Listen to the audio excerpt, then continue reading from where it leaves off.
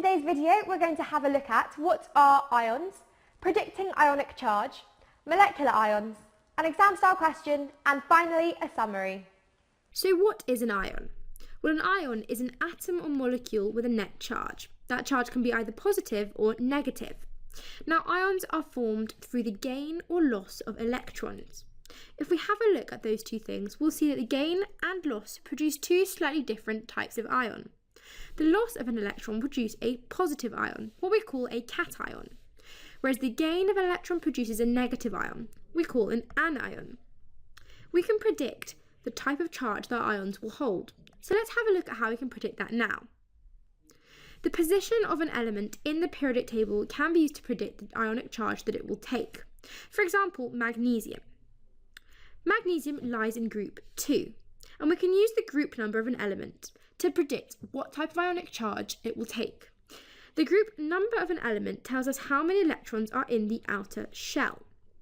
It's these electrons that will need to be lost or gained to form a full outer shell, or to form a noble gas if you like.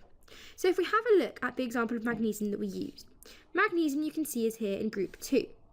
In order to form the closest noble gas, which would be neon over here, it would have to lose 2 electrons from its outer shell. So let's take a closer look at that visually. Here is magnesium. It has, as you can see, 2 electrons in its outer shell. It's in group 2.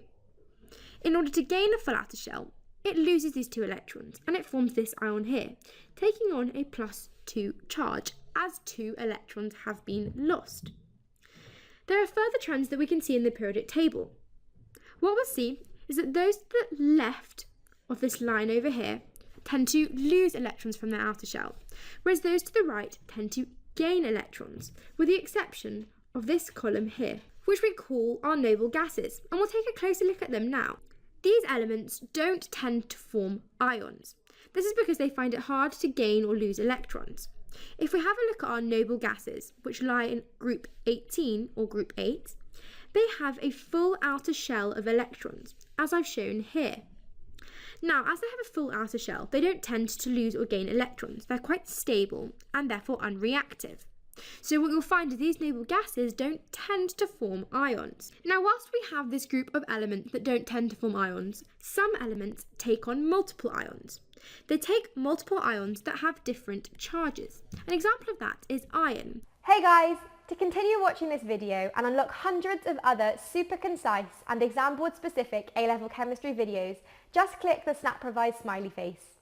Join me today and together let's make A-level chemistry a walk in the park.